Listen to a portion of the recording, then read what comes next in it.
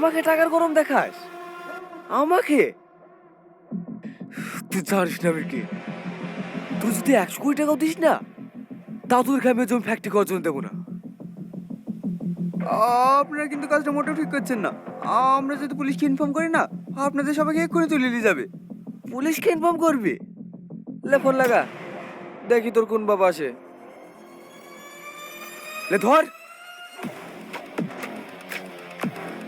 আমাদের ভুল হয়ে গেছে ভাই, আমাদের কি এবারকার মতো ক্ষমা করে দেন। আমরা এই গ্রামে জীবন পাবো না। শোন, এই কালুকে টাকার গরম দেখাতে আসবি না। তোদের ওই টাকা তোদের বেরিটা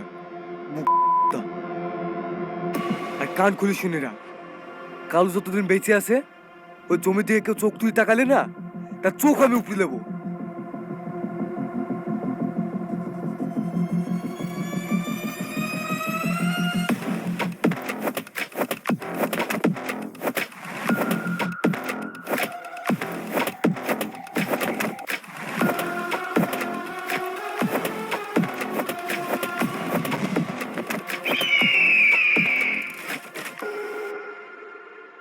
এবার বুঝতে পারলি তো কেন আমরা ওই জায়গায় ফ্যাক্টরিটা করতে পারছি না? আচ্ছা ড্যাডি, আমরা কি ওখানে ফ্যাক্টরিতে না করে অন্য কোথাও করতে পারি না? দেখ, আমাদের কোম্পানির কিছু বিশেষজ্ঞরা দীর্ঘদিন রিসার্চ করার পরে ফ্যাক্টরি করার জন্য ওই জায়গাটাই বেস্ট বলে মনে করেছে।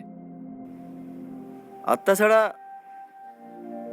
আমাদের এলাকায় এক জায়গায় অতগুলো জমি পাওয়া অনেক মুশকিল, তাই আমাদের ওই জায়গাটাই প্রয়োজন।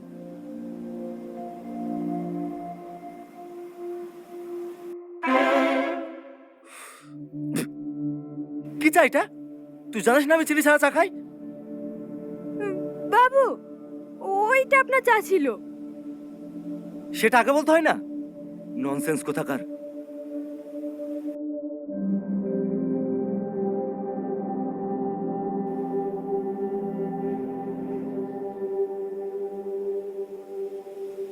ড্যাডি, তাহলে কি কোনো উপায় নেই ওই জায়গাটা পাওয়ার? আছে, একটা উপায় আছে। ওই গ্রামে এমন একটা মানুষ আছে, সেই শুধু পারে আমাদেরকে ওই জমিটা পাইয়ে দিতে। কে সে?